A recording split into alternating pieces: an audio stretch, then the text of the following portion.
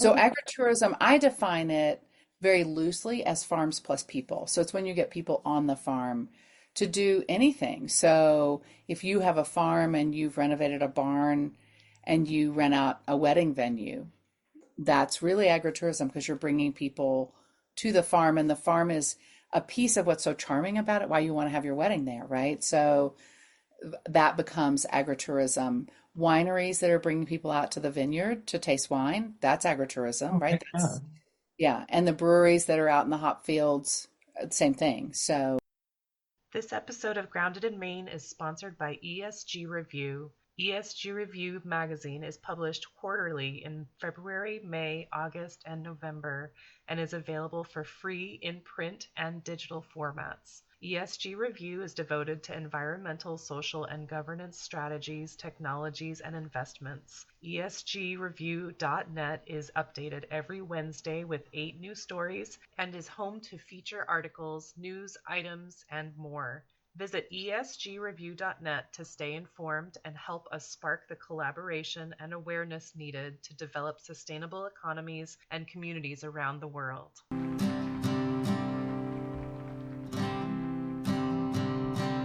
There's a place where there's no trouble, no more pain, no more struggle.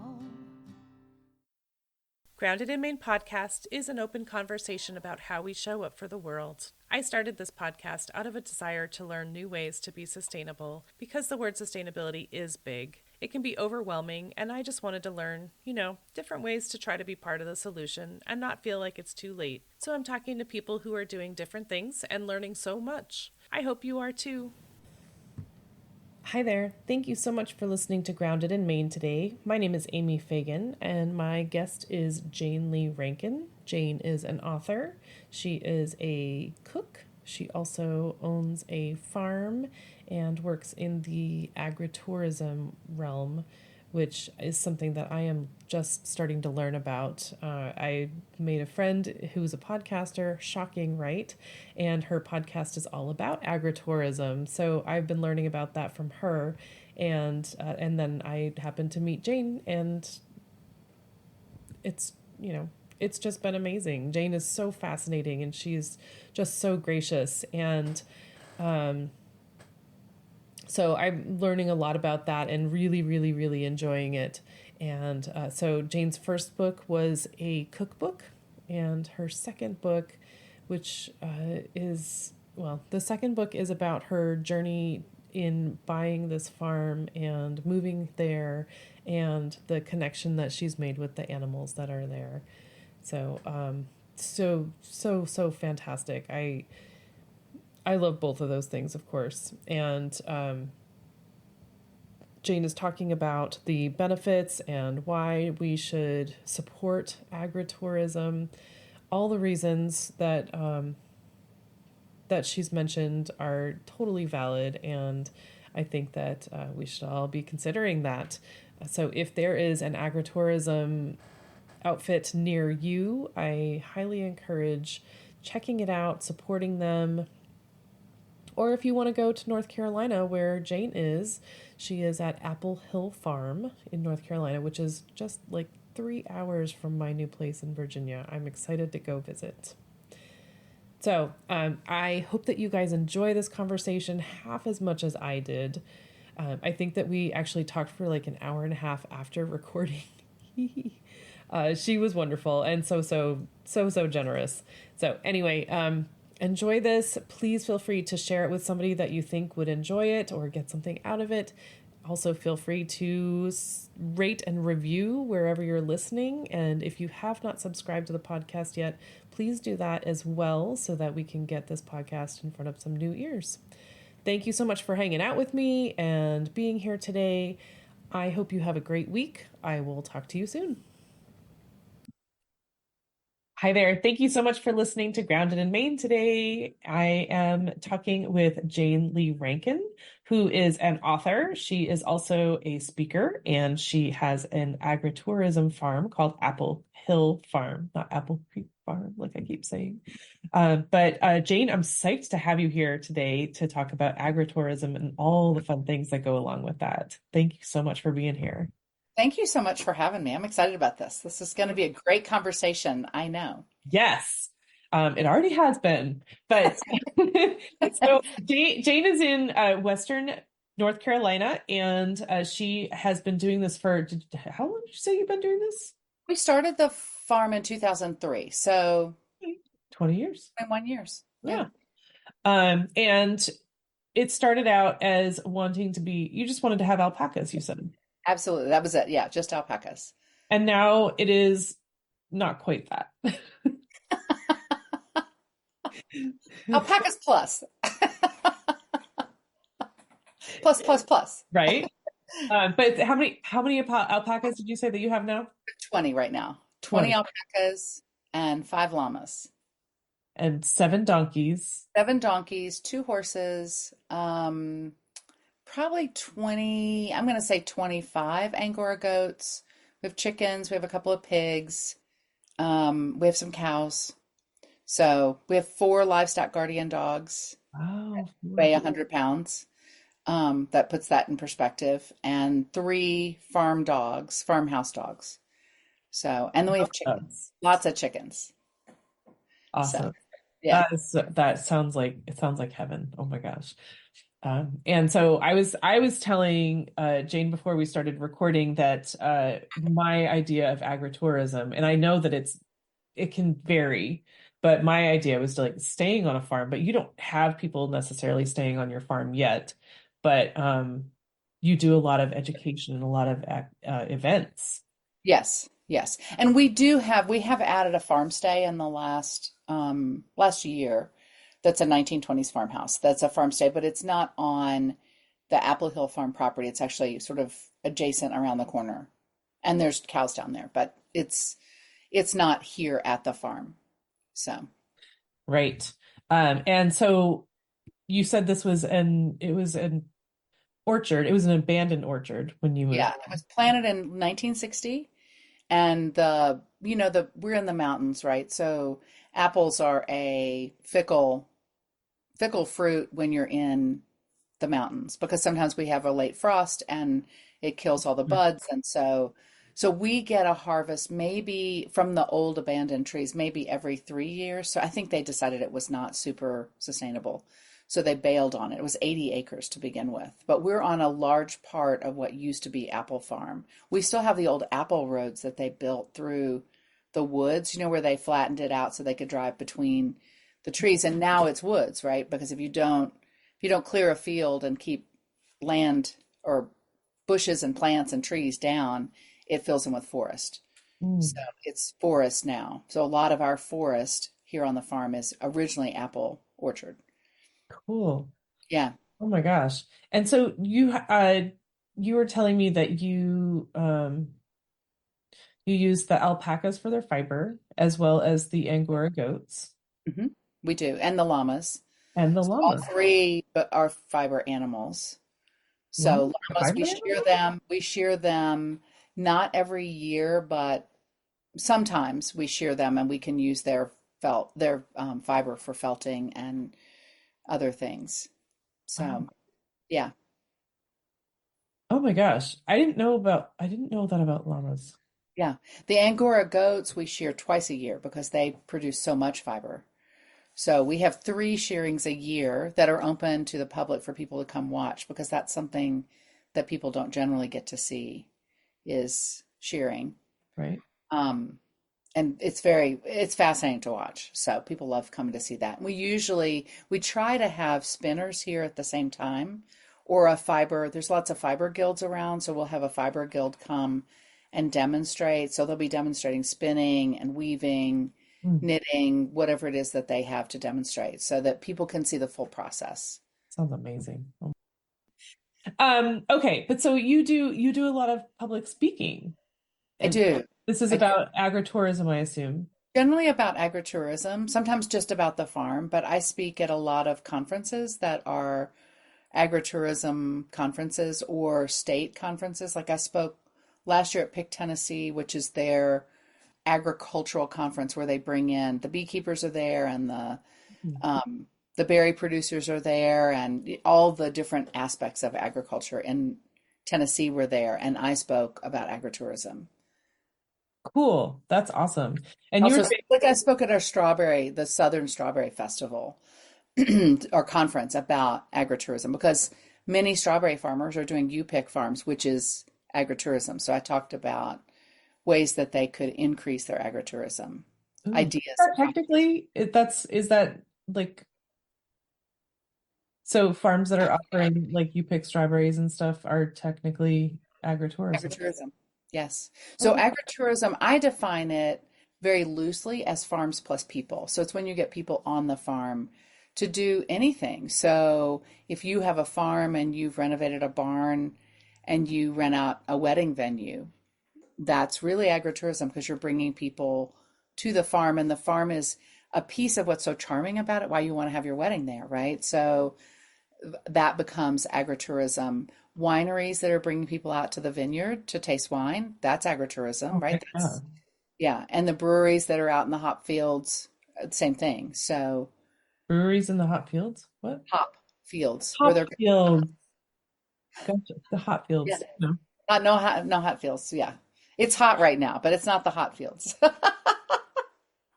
So things like that are considered agritourism because it's bringing people onto the farm.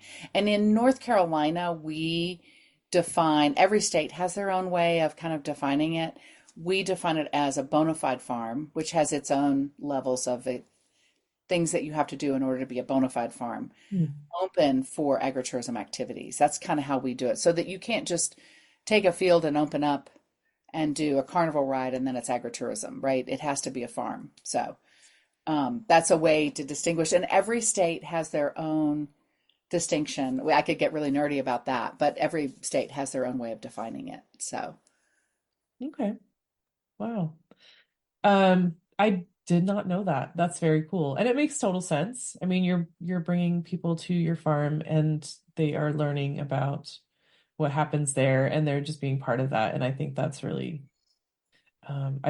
important for people to have that experience for sure. But I so do you, oh gosh.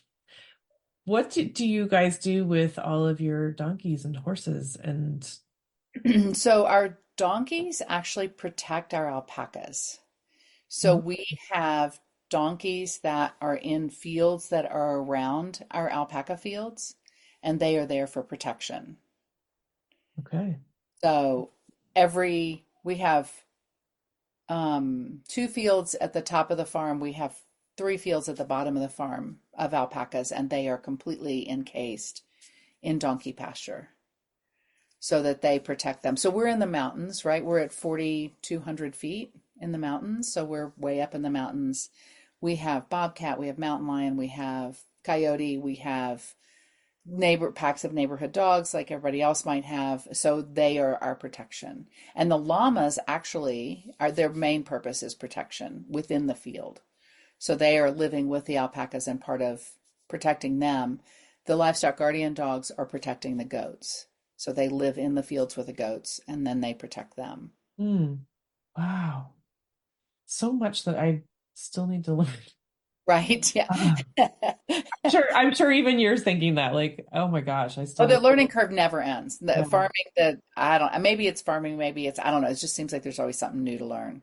yeah. It's And then our basically chickens, we actually coop. They're cooped 24/7 because we've lost so many chickens to predators. And I hate keeping them cooped, but I hate hate losing losing them. So we've got a guinea, and guinea are supposed to be protectors. And he's the last of four that got picked out of trees. And I said, nope, that's it. You're coming inside. And it's like it's either bring him inside or risk losing him. And that just doesn't, you know. I mean, I plant daylilies and they just become food for the deer, but it's different when it's a live animal. Like just, oh, Right? here's next meal. I'm gonna just feed the hawks or whatever, the owls or whatever it is that's grabbing them. So Yeah. Oh my gosh. Um, it's so true. It's so true. I mean, I know that the chickens are so happy when they're out free and roaming and picking through the, the ticks and whatever, but it just breaks my heart whenever I lose one. right, right, right. Which can happen in the coop, even, you know. Yes. Yeah, for sure.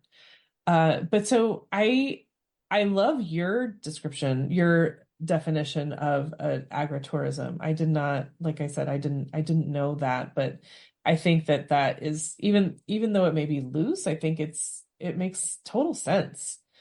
Because we need to understand what it's all about. Like I think, and it's so important to, I mean, I keep saying to like find awe and to recognize the beauty in the earth and everything that's happening. But it's also it's a different feeling. It's a different feeling. I mean, you're like backing up, you're slowing down, and these animals being around them, just like you when you read that petting a cat will like lower your blood pressure Oh yeah, yeah. and it's good for your heart and stuff like that. It just animals in general, I think, unless they're being crazy, but how often are they crazy? Right, right. And there's that whole new grounding movement, right? And I feel like being on a farm is very grounding. It's very grounding for me. Mhm.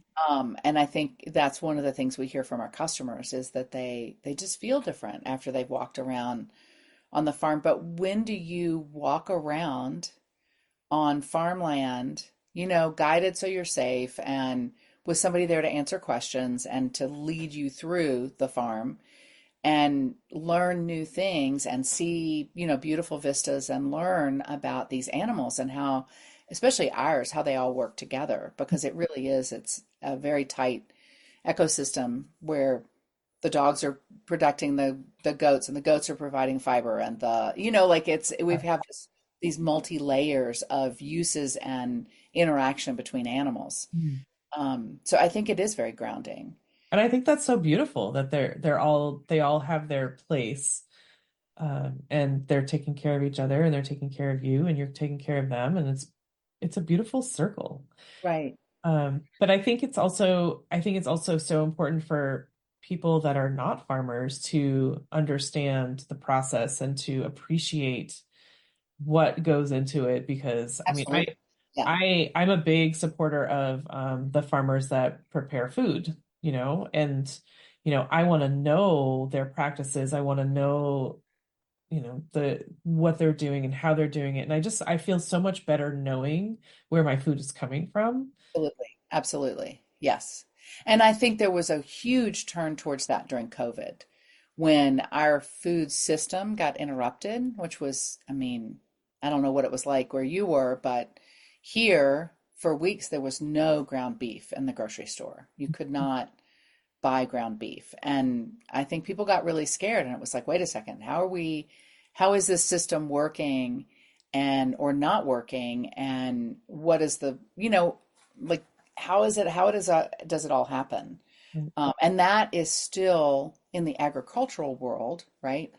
Is still a big upend where we're trying to change that system because what happened here in North Carolina was that you could not get into a facility to process beef anywhere. So, like it used to be, if you were raising cattle, you would call the processor and say, I got three I need to bring in. And they'd say, we'll bring them on this date. And it was maybe 2 months out or a month out. Right. But during COVID, it was a year and a half out. Yeah. Well, there's a big difference between my steer that I'm going to beef today and a year and a half from now. Like, as in, it's not the same quality meat. Right. So it was a big problem. And there were there were lots of people that jumped in to solve that during COVID. But the system is still being fixed. It takes lots of money to build a plant like that. Mm. And we're still fixing that. And I think there's a real turn towards small farming.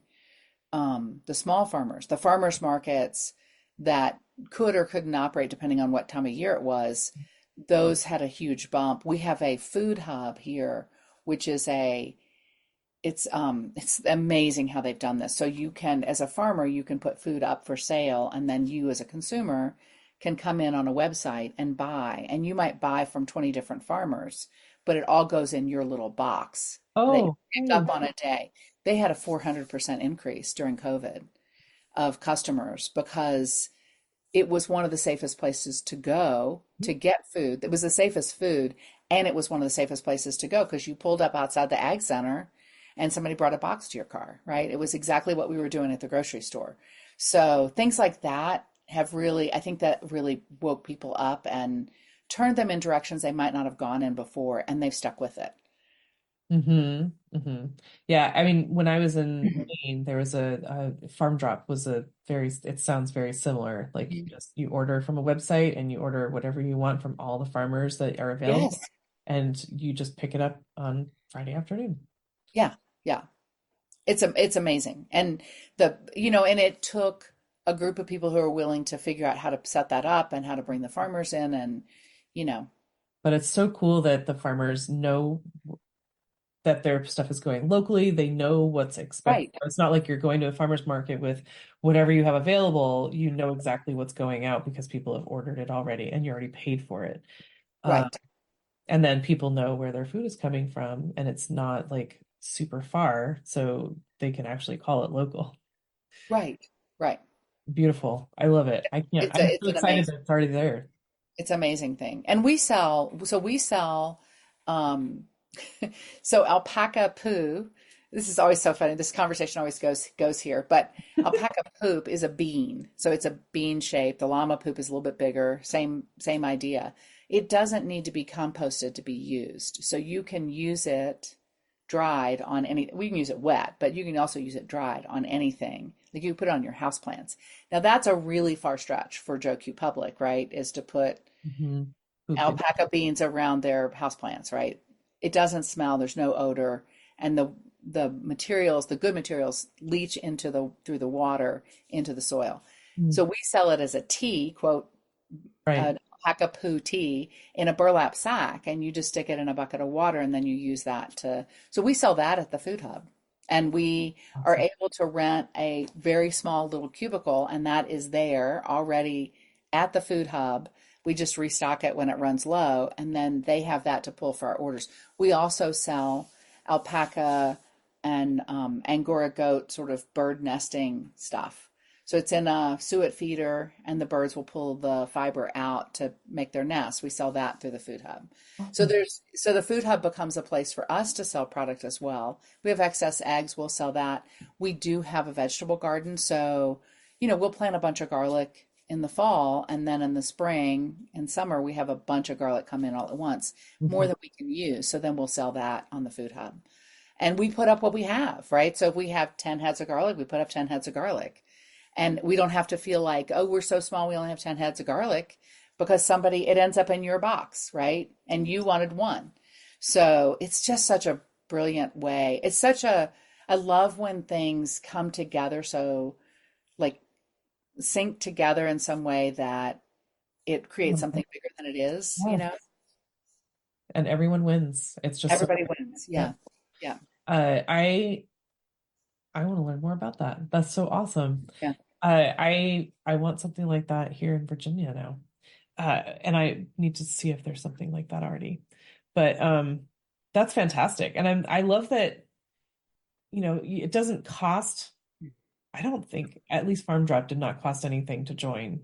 And you just, you lose like a percentage of your cost, but um I just love that anyone can join, anyone can be part of it. And if you have excess anything, you can just put it Right. up there.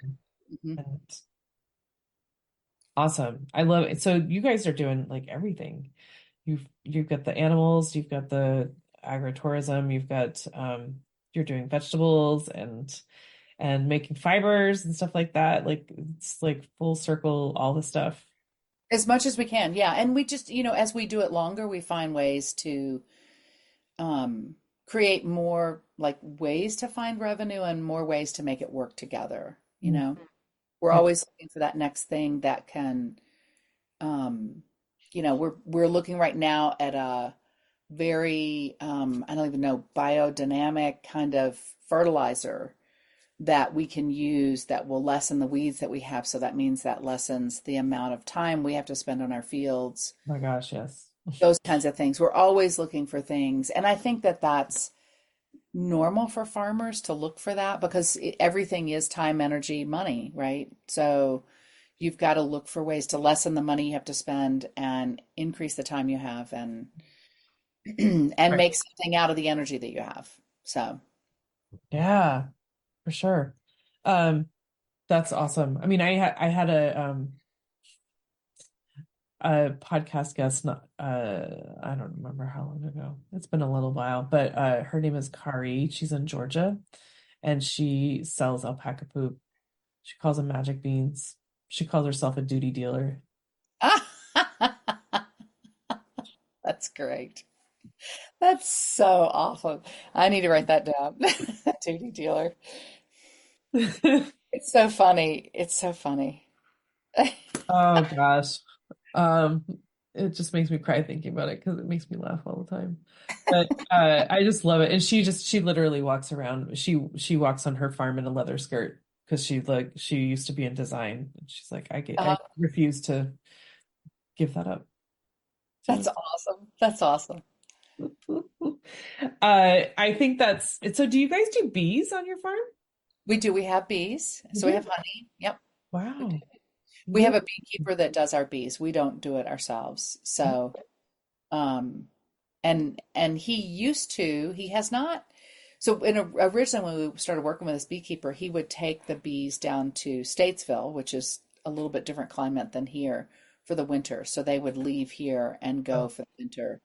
I don't know. He hasn't done that for a couple of years, and I know he still has a bee yard down there, but for us, that was great because often they don't survive the winter.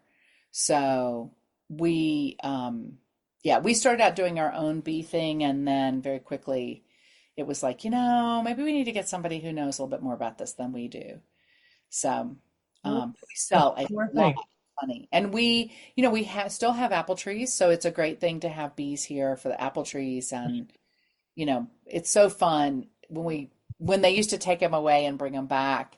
That first week that they brought him back, I would walk around the farm going, "Oh, here's one of the bees," and I would be, I mean, you can picture the bees everywhere, like on every dandelion and every, Oh gosh, I love them. because it's so cool to have them here. And I find that so wasps are often something that we battled with in the spring, but if we have bees, the wasp population goes down. I think it's a territory kind of thing. Now, it doesn't help with the ground bees and the hornets necessarily, but it does help with wasp. So we don't have as many wasps as we used to. Like we used to always have wasps that were inside that I don't know where they came from that would, it could be a warm day and then suddenly you'd have three wasps in the house or at the barn or whatever. But we don't have that like we used to because the bees. Hmm, that's really cool. I Yeah. mean, that's a good thing to know.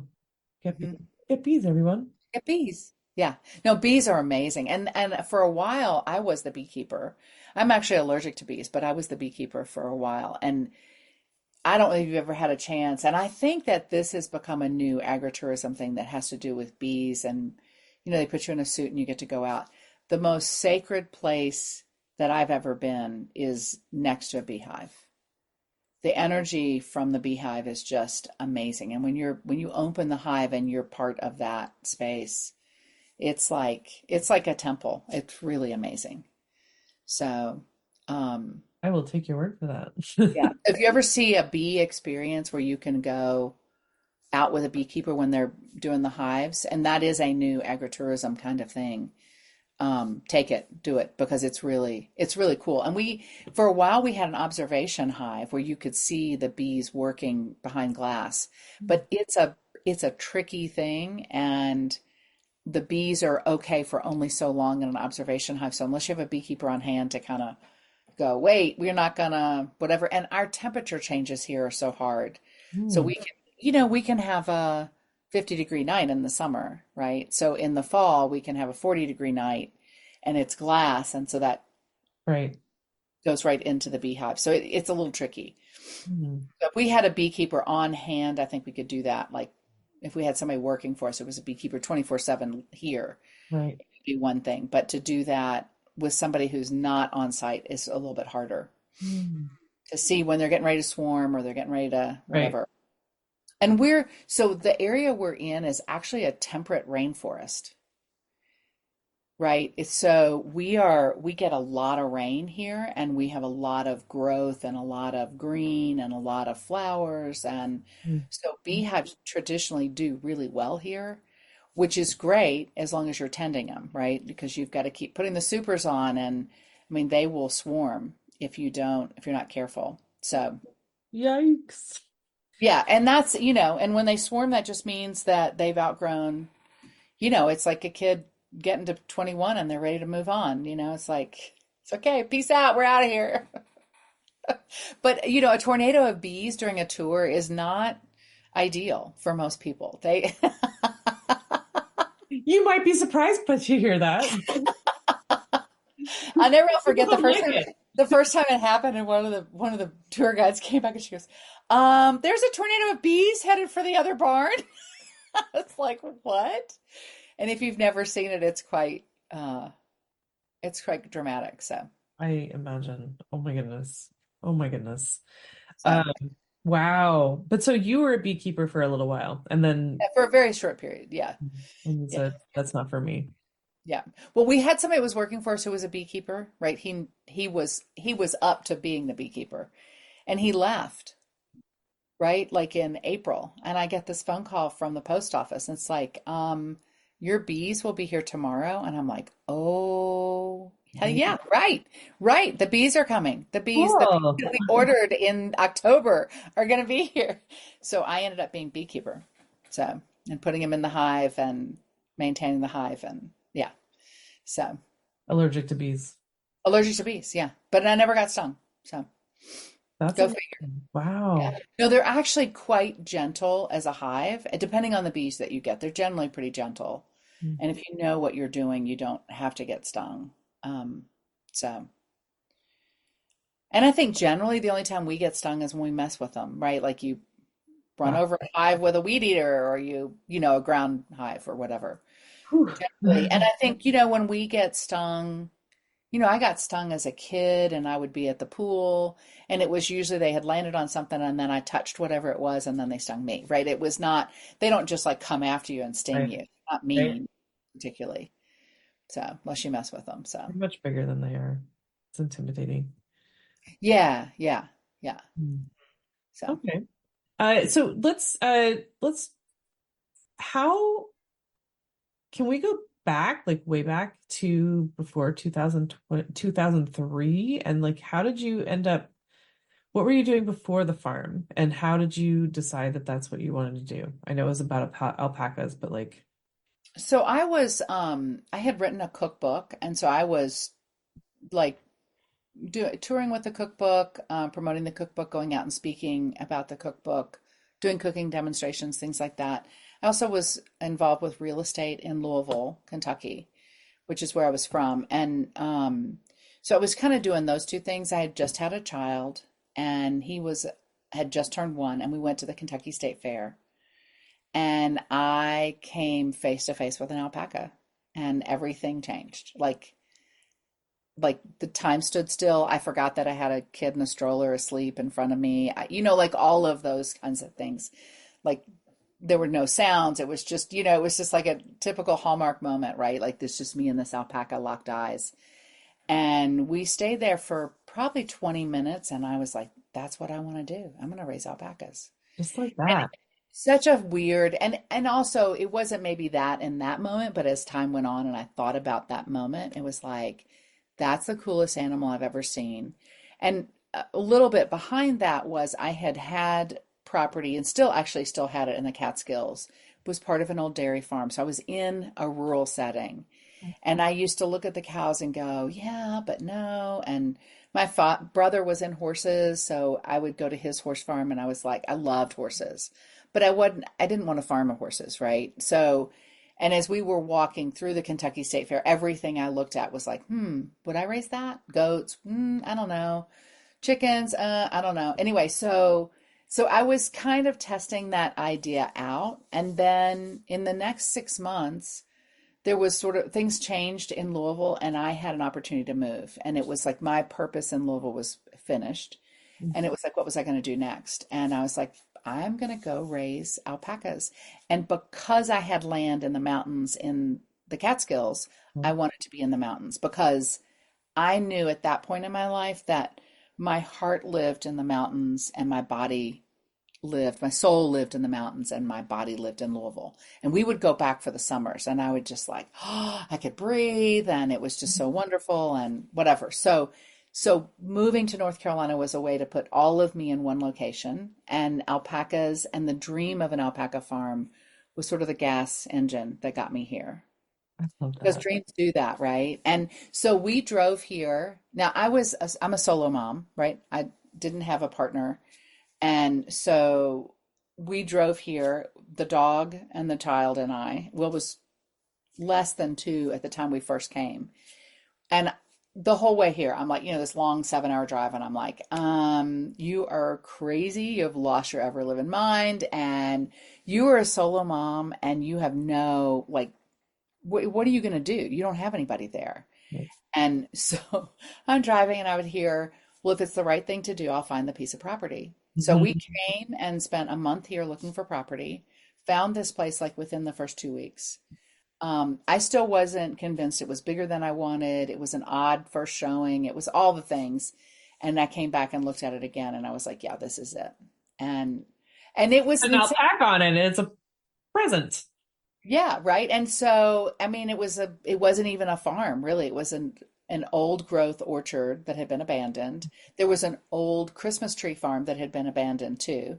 We joked that we were going to do a Dr. Seuss choose and cut tree farm and sell a hat with every tree because they were like these gnarly trees. And so, that was the first thing we had to do was get rid of all those trees and create fields. And so it was a process to turn it into a farm. Mm. But we've never looked back, or I've never looked back. I mean, it was the perfect thing to do. And we didn't know anybody. I mean, I knew my real estate agent. That was kind of it. And people that I had met along the way because we were here for a month. And Will was a very gregarious child. So I used to joke that he was always picking up people at dinner. So if we would stop at a Cracker Barrel and there would be some man sitting there eating his dinner alone and he would go, would you like to come sit with me and my mom? Oh, So he was always picking up people and introducing people to me. And he was such a flirt as a little kid. So he was always picking up waitresses and always picked out the cutest girl. And he'd be flirting with her from across the room. Before we knew it, she was our waitress. And she so was he an helped in that way. He helped in that way. So it was good. Oh my gosh, that's so cool. I love that so much of it is resonating with me as like, I just moved and people are like, do you know anybody? Do you have family there? I'm like, no, I don't. My realtor. I know my realtor. I really like Right. him. Right. And so I love that you had that same experience. It gives me a lot of hope for myself. Oh, Uh, totally. that it Yeah. will you don't have to know somebody there. You make friends and you learn to love it. Yeah.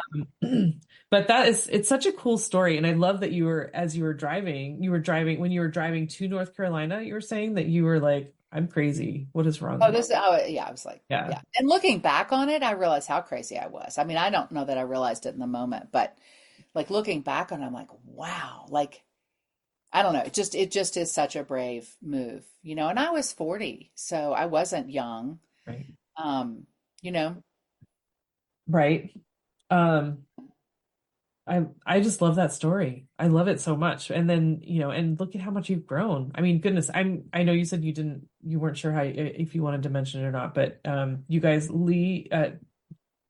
Jane Lee was just honored in the Hall of Fame for Western North Carolina for what she's doing to bring in funds and tourism to that area. And so, she moved from Kentucky to North Carolina knowing nobody and having this crazy plan. And look at her now, like just, bringing people in and educating people. And I just think it's so beautiful that you had this vision and you have this passion for what you're doing and it just shows and it just attracts people. It's magnetic. Yeah. Yeah. It's been amazing. It's been an amazing journey for sure. And I now, the farm is huge, right? In its own, like the impact of the farm is really big, Mhm. but it's even bigger than that because now I go out and speak and work with people, and I've written a book. So now it goes beyond the farm. Yeah. And that was one of the purposes of the book. Second purpose of the book was to take the farm beyond the footprint of the farm because not everybody can come, right? Right. So that it's not people's experience of the farm is not limited to coming to the farm with a book. Ooh, yeah. So, That is that a lot of pressure, like to write a book about your farm to um, people get the well, full experience as full as possible? yes and no. Yes, I mean, but I'm a writer, right? So it's kind of like having a goal of starting an alpaca farm. Like I had the idea to write the book, and then it's the idea that to write the book Mm, that carried me along that path, right? And I originally with the book, I was going to write a nonfiction story of starting the farm. Very, very, whatever. And I had actually pitched it years before as a cookbook, right? So it was a cookbook of my recipes with the story of starting the farm. mm, This was years ago. And one of the people we pitched it to said, I want the story of starting the farm separate from the cookbook. And when you get that together, I want to look at it. Of course, she's no longer an editor. But anyway, so that was one of the inklings of that. And then so the idea was just to write this book that was the story to answer that question. Because when I'm on a tour, occasionally there will be this moment as we walk up the hill by the goats, right? We're by the goats, and it's like halfway through the tour, and people would turn to me and they would, I mean, some people, not everybody does this, but every once in a while there'd be somebody and they'd be like, okay, so how did right. this happen? Like they totally get the farm and they just are like, they're enamored and they're like, how did you do this? Like how, why, what, when? And that was the question behind the book, like answering that question for myself, right? As well as other people, Right. which a good book does, right? As the writer, you're answering a question you don't know the answer to. So very quickly in the writing of the book, it became memoir, which is a whole different ball game. Right. And so it's a very personal story of all of it. Kind of starts when I find out that I'm pregnant and I'm just dating somebody and like, oh no, what am I going to do? And I was also a breast cancer survivor, and so there was all the medical side of is it safe for me to carry a child and Mm, all of that. And I'd always wanted to have children, and I was like, heck no, I'm running. I'm taking the goods and running. We're going to do this, right? So right. first it was having a child, and then it was as a result of having a child and going to the fair, it was a chance for me to see there was something else I wanted to do. Mm. And then I look back and it's like it's just been this constant progression of the next, the next, the next. So yeah, Everything as it should be. yeah, yeah. I think that, and I think that that's actually true. I always felt like when this happened, it would have been harder to stop it than to go with it. And I think that that's really true with life. I just don't think we give it that credit, Mm, right? We get into a career and we're really good at it. It's like it would be harder to stop that than to go there. right. Totally. Yeah. I mean, I feel like I mean, just like on a personal level, like the last like month or so, before moving, I was hitting like stops at every point. And people are like, you don't have to move. I'm like, no, really, like I have to the, move. the week before, all the paperwork wasn't going through and people are like, maybe it's not meant to be. I'm like, I will be darned. Like this is all moving, whether I'm going or not. Like it would be harder to stop it, like you're saying. Um, like so I totally feel that. And I love that I just love your story. I think that's so fantastic. And I think that it's so cool that the way that I have not read your book. I need to read your book because I the way that you speak about it, I imagine would be how you would write about it. And it's so um I don't know, it sounds just very true to you. And Mhm. you just have such a personality that you would, as a storyteller, you have a lot to say. And I just think that it sounds like it would be a really, really great book. Thank you. So what is the book called? It's called Farm Family. Oh, it's the one right behind you. Uh-huh. A solo mom's memoir of finding home, happiness, and alpacas. So there's a colon in there. Yeah. Well, Um, there's a subtitle. Yeah. Yeah. Yeah. And alpacas are part of it. So, and Aspen is on the front of it. Aspen is the cover boy. So, you'll see on our very social fun. media, we did a reveal of the book. The unboxing of the book is with Aspen there watching. Fun. Awesome. Oh He's my all God, about being the cover boy. sure. I'm very He sure. like parades around. He's like, I'm on the cover of a book. And what's the title of your cookbook that started the It's whole thing? called Cooking Up a Storm, and I wrote that when I was in Kentucky, and it was about Annie Johnson, who worked with our family when I was growing up. She was like my nanny, Okay. right? She worked for our family 5 days a week, and so she and I became really close. So it's her recipes and the story of our lives together. So Hmm. yeah, it's a story that goes full circle because she worked for our family, and when she retired, the only way for me to see her was to go to her house. And I started doing that, and she had remarried, so I was spent time with her new husband, and we got to be friends outside of her working for the family. And then she got sick, and I helped care for her. So it went full circle, right? So she started out caring for me. She started working for our family when I was 6 weeks old, and everybody had chicken pox except for my dad. And she was actually loaned to us by my godmother. And I only found out after writing the book that my mother kind of stole her from like Oh, and hired her away from my godmother, and she was still kind of upset about it. It was kind of funny. But anyway, so Annie then came to work for us. Mother had 4 kids. There were four of us, but in within 6 years, right? So it was a pretty tight. everyone had chickenpox. And everybody, yeah, right. And so that's how she started working for us 1 day a week, and then gradually mother kind of lured her away. Right? Now, is there this is a cookbook, but The there's cookbook, story included. story and recipes. Oh, Yeah. I love that. Oh my Yeah. gosh. It's a readable cookbook. We used to sit around, my mother and I and Annie used to sit around and read cookbooks. Like at lunchtime or something, we would sit and we would be looking for a recipe, and we'd be like, look at this recipe, and tells this story about it. And we would like read those to each other so that it's a readable cookbook. Oh my gosh. I have to come to your farm. Oof. That sounds so fantastic. I'm like a cookbook hoarder. It's like that's my Right. thing. I love it. And I love that story. My gosh. Yeah, That's it's all Southern food, so it's really good yeah, old-fashioned recipes. A lot of people are like, this is just the way my grandmother used to make it, and we never got her recipe, and it was interesting because Annie was in her 80s when we wrote the book. So I would go to her place with groceries, and we would cook to get because they were all in her head. She didn't right, have anything right, down, right. they're all in her head. And then I would, instead of, because you can't, like, if somebody's a really good cook, you have to let them cook. So I would measure things. So I'd measure the bowl before and after she put something in to get the weight. And then I would go back. I was living in the Catskills at the time. I would go back to the Catskills and I would convert them into recipes. Hmm. And every spoonful of Crisco was always the same measurement. Every one. Like how that happened. And it was never off.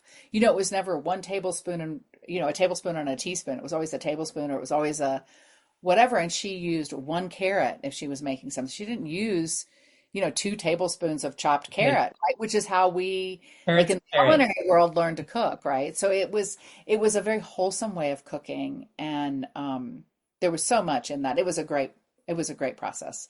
It was so fun. Mm. Um, but there's no garlic in that cookbook. None. She didn't cook with garlic. But back in the 60s and 70s, if you weren't Italian, did you cook with garlic? You probably didn't. That's something that we all learned to cook with Oh, after that, right? So it really is a culinary, it's an interesting slice of somebody's world of what they cooked with. I did not know that. That's really interesting. Um, wow, gosh. Oh, I need to, where's my book list? Add those to my book list. Yeah, Uh, so it's interesting, right? Because from a culinary standpoint, like my mom, I can remember my mom going to there was a place that sold like a tableware place, and they would do these cooking classes. And she took a class on, it was like curried fruit, right? It was that, this was probably in the 70s, early 70s, and it was that curried fruit thing where you could use canned peaches or you could use fresh, and you would do butter and a curry powder. Well, curry was not something that Annie ever cooked with because that was not That's not part sweet. of the repertoire to cook with curry. And so it is interesting. It's interesting to look at where things come from and how we are introduced to them and how much the culinary world has come since 2000 or Right. And 1980. yeah, so um, whew, this book, were you a cook? Did you? I went to culinary school. I went to culinary school. So I had a, I don't know what your question is, but I think that's what you're asking. I went to culinary school. So I did have a degree in culinary, whatever. And then when I came out of culinary school, I realized that I compared so much of what I learned to how Annie cooked. So Hmm. I came back and I asked her if she would give me her, she'd never given anybody her recipes. She would give me her recipes and she said yes. And so then we started, and it was, the idea was for it to be a tribute to her and women like her who served our families and the difference that they made in our families. I mean, my mother was an alcoholic and things were, I mean, it was typical back then, but it was not typical. And Annie was the backbone of our family. And I knew that who she was why I was who I was Mm.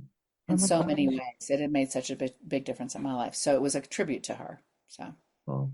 And do you have other cookbooks, or was that was your that was first? my first book, Yeah. cookbook. Yeah. And then Yeah. you were touring with that, and you saw the alpaca, and Well, I was touring with that, and that's what I was doing when I became pregnant. And then Will came along. So then I was doing the momming thing and then the alpaca. So it kind of all progressed along. as it should be. Right. That's amazing.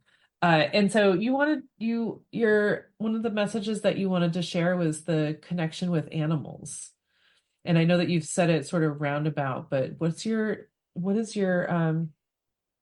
exact point with that?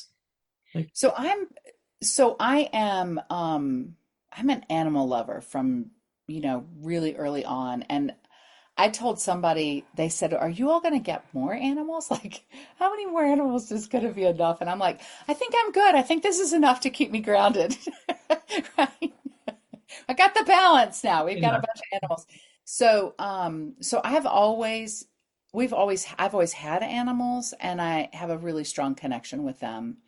Um, and people joke that when I walk around the farm, it's like all the animals know that I'm mom, even though I'm not the one that does everything that is done for them. It's like they kind of know.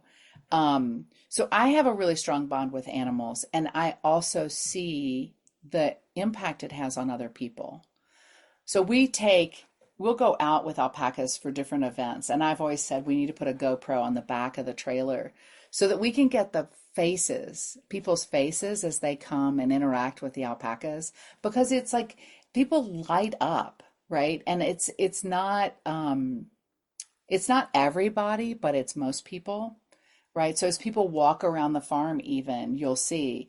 And I joke that we'll have people get here, right? And the car pulls up, and you can tell that there's been a fight on the way there. Somebody forgot their shoe on the way out the door. Like it's a family, right? And all the stuff that goes on with families. There's kids, there's who forgot to feed the cat, there's we need to leave now to get there on time, all that angst, right? And they get out of the car, and you can tell there's like this, whatever. And by the time they finish the tour, they come back in.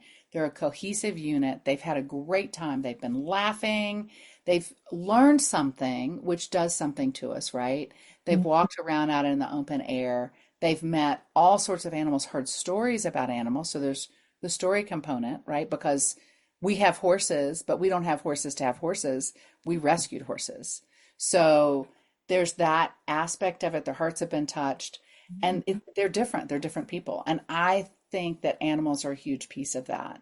They would not come here to see, oh, we have corn over here and tomatoes over here, right? Like that would not be the same draw for a family. Right. So So it's animals. Animals have that incredible connection for us. We are animals, right? As Elizabeth Gilbert said, we have to remember that we're animals too. And there's that connection. And as the other thing is, as you walk around the farm, there's every animal has their own energy field, right? The goats are very different than the alpacas, and the dogs are very different than the goats, and the chickens are very different than and so there's this full array of animal experiences and energies that people experience. Hmm. It's like an ensemble sort of. Hmm. Hmm. That's very cool. And so your horses are rescues. Rescues, yeah. Mm. Yeah, we have Luna, who is the daughter of a rescue. Her mom has since gone to, we have another farm, a second farm that my mother runs. My mother died when I was like 25. So my mother and my brother who died run the other farm called Heavenly Acres. So that's where we send all the animals when they leave, as they go up to Heavenly Acres. And we have this ongoing joke that if it's a really, really sweet animal, I might get a thank you note. So, My and that's how God. we eat, right? So they all sort of go to this sister farm, where they have, we celebrated the first llama they got, and it's like, oh, she's got enough alpacas now. She needs a llama, Oh gosh. right? Oh my gosh. That's awesome. Oh, Yeah. So, yeah. So, and so you have all of these animals and you have people come to experience that and to feel that grounding, that connection. mhm. And it's just so important. Oh my gosh. I mean, I've always felt that same connection with animals like you did, like you do. Like I just there have been a lot of points in my life where I was alone, and you could always depend on them to need you and to give love and stuff like that. And so I totally get that. And it's so important. And people who even people who don't have animals would realize that, I would think, if they showed up and they were like, "Oh, look at Right. that like the gleam in their eye, the way that they look at you, the way that they interact with each other." It's so healing. Yeah. Mm, awesome. And we could all use a little bit of that, I think. Um, but so, Jane, when I say the word sustainability, what does that mean to you?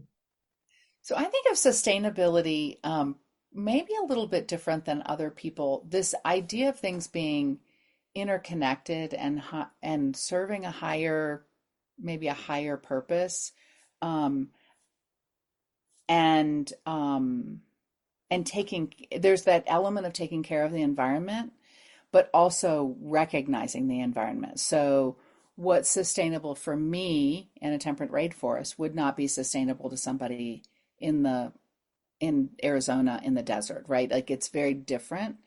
And I think, we work to integrate everything we have going on in ways that takes it to the next level. And there's always more ways we can integrate it and be more sustainable, Mm, in how we do it. So I think of it as a bigger, maybe a bigger picture than some people do. We do the typical sustainability things like we don't use Roundup. We don't, we hand pull weeds. We work with as many native plants as we can. Those are levels of sustainability. But there's also an element of taking it bigger than that, that we're selling the alpaca poo, that we're educating people about farming and land, mm, that they things that they may not know, which I think spreads sustainability. Does that make sense? Like it mm, spreads that sense of it. Like people don't realize that if you don't keep a field mowed or eaten or in production, that it becomes forest. And mm, it's really hard to go from forest to field. Same thing is if you sell the land to development and it gets developed into a subdivision, it very rarely goes Can't back, undo that. Yeah. right? So those kinds of elements of sustainability. So it's a very wholesome kind of thing. And it's different in every situation, every with animals and in every situation, trying to figure out how do we raise animals in a way that takes care of them and takes care of us, Mm, right? And produces the best fiber, and there's all those things to think about. right. There's multifacets in sustainability that I don't think always gets talked about in sustainability. So, um, if I don't know if that answered your question or not, but it's such an interesting. I was just at a meat conference and it was, everybody was talking about regenerative farming and sustainability, and there were these words that I felt like were so underdeveloped to serve what it is we need them to serve. Mm-hmm. Totally. Yeah. I mean, they're words that are thrown around a lot, and that's why I ask what it means Yeah, personally to yeah, you. Because sustainability is so huge and it it is can huge. it can mean so many different things. But like, Right, every week I have a person that I can say, what does it mean to you? right, And then regenerative agriculture is another one that is, it's used a lot lately. And, what does that, uh, it's going to mean something different to everyone as well in their own way. right. But thanks for that. And then, so lastly, how can people find you at So Apple our Farm? website for the farm, which is kind of the portal to everything the farm, is applehillfarmnc.com. And we're on Facebook, Instagram as Apple Hill Farm NC.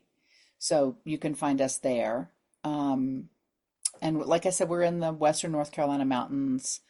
So that's where we're located. So we're close to Virginia, close to Tennessee. We're near that corner of North Carolina. So Okay, near Boone, where App State is. So gotcha. And the books, are they on the farm? focus on the website, but you can also get it on Amazon Farm Family. And if you look for Jane Lee Rankin, you'll find actually both the cookbook and the book are there. The fastest way to get the cookbook is to order it from the store because we have to ship it to Amazon for them to ship it to you. Not the most sustainable model. If talking about sustainability, it's not the most sustainable model, but you can get it through Amazon, but it's faster to get it through the store.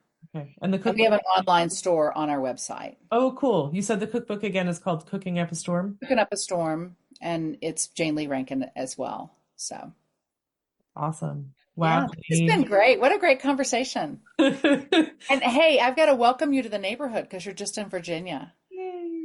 Yeah.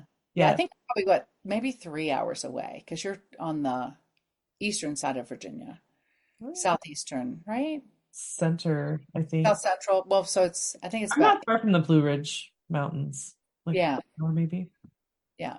So, Thank you. yeah. So This it's has been been great. amazing. Yeah, and I cannot wait to dive into the books and come see you at the farm and Yeah. all the Yeah. fun stuff. And there's agritourism farms just about everywhere in the United States. So if you're not close to where we are, look it up, find a farm, go experience a farm and support the farmers because they're doing really good work and they have a lot to teach Mm, all of us. yeah, Whether they're raising flowers or corn or whatever they're raising, they have a lot to offer the world right now and they need us, right. right? They need us as consumers. It's not an easy time right now to be a farmer. The inputs have gotten so expensive to run Mhm. a farm. And Well, thank you for that because I was trying to figure out how to add that in and I couldn't find the right yeah, words. no, it's really important. It's really when you add gas prices, fertilizer prices, I mean, we don't particularly Labor. the labor, yeah, it's a really and weather. I mean, in North Carolina, we've just had this hurricane come through and so some farms got 18 inches of rain. And you think about, okay, well, you planted a late corn crop and it was planted for a week. Did the seed survive? If you plant, like there's all those issues that farmers deal with on a daily basis Mhm. that I don't think people realize how difficult it is. So, Very, very true. Oh my goodness. So thank you again for this message. I'm so glad that you are doing what you're doing and thank you. that you found that alpaca so many years I ago. know, right? Like who knew? And so, yeah, folks, if you are in the Western North Carolina area, please go to Boone and check out Apple Hill Farm and uh, get the books and, find her on the socials, and if not Jane's farm, go to someone else's. Yeah. Yep. Support those that feed us and support those that are doing the good work. I just want to take a second to thank my guest again for speaking with me and sharing such great information. I love having these conversations with folks. I also want to thank Buzzsprout for hosting the podcast, for Jane Bolduc and her music genius, for Becca Coffron and her award-winning artwork. And thank you for listening. I appreciate that so much. Please check out the show notes for any links and extra information. And if you would like to follow my guest and find out more about them, I'm sure they would love the follow. And if you don't mind leaving a rating or review wherever you're listening, and just help to get this podcast in front of new eyes, that would be amazing. I would really love that. And feel free to reach out to me on the socials and let me know what you're thinking. And if you would like to be a guest on the podcast, please let me know that. I would love to have a conversation with you about sustainability. All right. Thank you again. I hope you have a great rest of the week.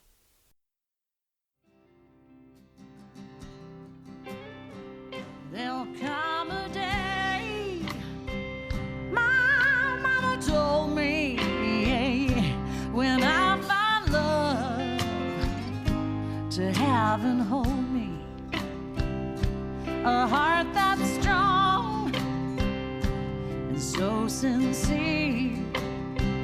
Just tell me, how do I get there from here? Oh, tell me, how do I get there from here? 'Cause here and now I'm so far down that mercy's bound to find me.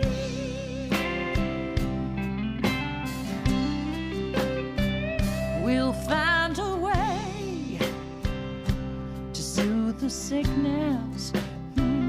We'll heal the hate with sweet forgiveness. Wages of war will disappear. Just tell me, how do I get there from here? I wonder, how do I get there from here? Yeah, 'cause here and now I'm so far down, and mercy's bound to find me.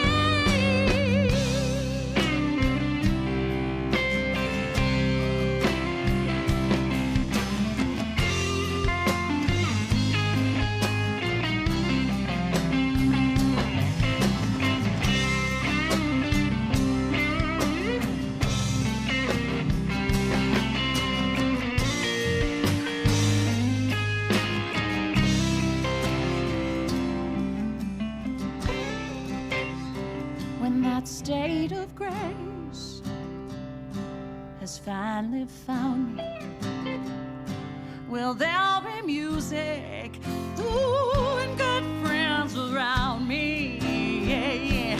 And I'll just smile through happy tears and wonder,